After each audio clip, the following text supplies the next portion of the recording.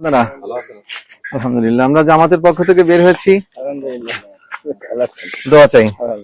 ভালো অনুভব করছি বা আমি একটু এই মুহূর্তে সেটা হচ্ছে যে কওমি অঙ্গনে ভাইদের সাথে আমাদের ওঠা বসা চলাফেরা কিছুটা কম, যেহেতু আপনারা এই 16 মাসের শিক্ষক তো, যে আমরা যেহেতু জামাত ইসলামী করি আপনাদের কওমি অঙ্গনে জামাত সম্পর্কে আমরা দূর থেকে শুনে থাকি। আমার যেহেতু কওমি মাসে কখনো পড়া হয় নাই, যে সেখানে আসলে আমাদের সম্পর্কে একটা ভুল ধারণা ছাত্রদের মাঝে দেওয়া হয়।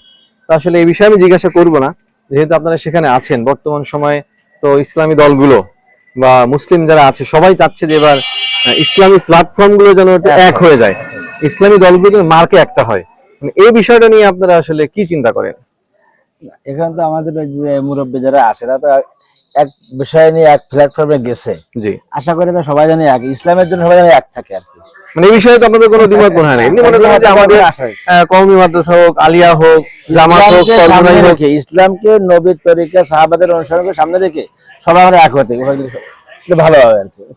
সেটাই মনে করেন যে আমাদের মধ্যে কিছুটা ভুল বোঝাবুঝি টুকটাক আছে, থাকবে মতভেদ, বিভিন্ন ছোটখাটো বিষয় নিয়ে এগুলো আমাদের আছে, থাকবে। এটা সেই শুরু থেকেই ছিল, সাহাবাদের জামানায় ছিল। কাজেই এইটাকে যদি আমরা সামনে নিয়ে আসি তাহলে কিন্তু আমাদের ঐক্যটা আর হবে না। আমরা চাই সবাই, আমরা যেহেতু আমরা আমাদের কোরআন এক, নবী এক, হ্যাঁ আমরা সবাই মুসলমান এক হই।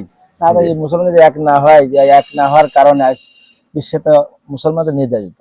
জি জি, তো ঠিক আছে, আপনাদের সাথে কথা বলে ভালো লাগলো। তো আশা রাখবো যে আগামী দিনে যে নির্বাচন হবে, আগামী যে সরকার হবে, সেই সরকার যেন ইসলামের সরকার হয়, এবং আমরা যে ইসলামী দলগুলো মুসলমানরা যে এক হয়ে মুসলমানদের একটা মার্কায় সিলের যে কথাটা বলা হচ্ছে, এই বিষয়ে আপনারা জনমত তৈরি করবেন। যেহেতু আপনারা হচ্ছে শিক্ষক, এই সমাজে কিছু কিছু শিক্ষকের জন্য কিছু কিছু জায়গায় বিতর্ক তৈরি হলেও শিক্ষকের মর্যাদা সেটা এখনো আছে, এটা থাকবে আজীবনই। যদিও বিভিন্ন কারণে আজকে আমাদের মতো যারা ধর্মীয় পোশাক করে থাকি, আমরা মাঝে মাঝে ভুল করে বসি। একজন ভুল করে দোষ হয় সব হুজুরদের, যে এই অমুক জায়গায় অমুক হুজুর এই কাজটা করছে।